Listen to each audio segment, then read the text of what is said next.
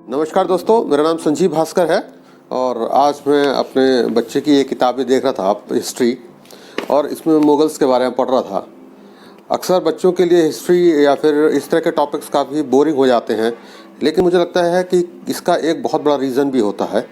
हम शायद ये उनको बताने में या उनको कन्वे करने में कहीं चूक कर जाते हैं कि हम कौन से समय की बात कर रहे हैं, हम कौन से टाइमलाइन की बात कर रहे हैं।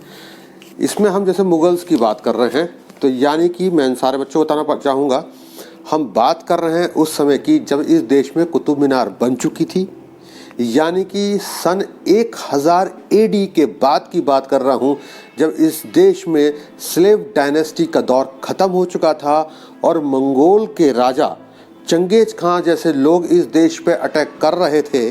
और उसके बाद सन 1500 आते आते मुगल्स इस देश में आए थे, यानी कि 1526 में ये सिलसिला शुरू हुआ था।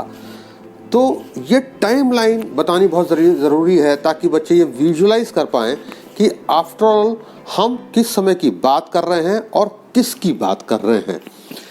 मुगल्स में 1526 में बाबर आया। 1526 से लेकर 1530 तक बाबर रहा, हुमायूं रहा, अकबर रहा, शाहजहां रहा, औरंगज़ेब रहा, और उसके बाद मुग़ल एम्पायर ख़त्म हो गया था। तो यानी कि हम सबसे पहले शुरुआत करेंगे बाबर से। बाबर एक्चुअली काबुल का एक राजा था, वो इस देश का नहीं था।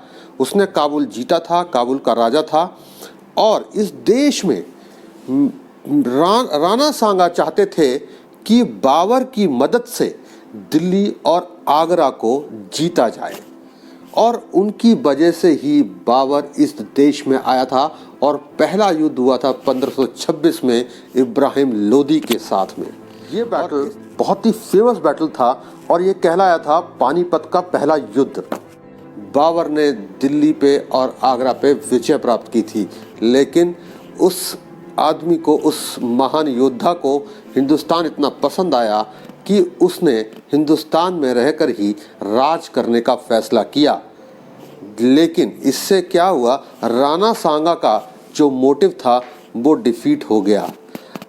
एनीवे, बाबर ने 1526 से लेके 1530 तक मात्र 4 साल इस देश पर राज किया। उसके बाद उसकी मृत्यु हो गई और उसके तुरंत बाद उसकी गद्दी संभाली हुमायूं ने। हुमायूं की कहानी बहुत दिलचस्प है। वो पूरा कुछ इस साम्राज्य को जीता, उसने पूरा हिंदुस्तान को जीता, लेकिन फिर एग्जाइल पे चला गया पर्शिया में। लेकिन क्या थी हुमायूं की कहानी, ये हम देखेंगे अगले एपिसोड में।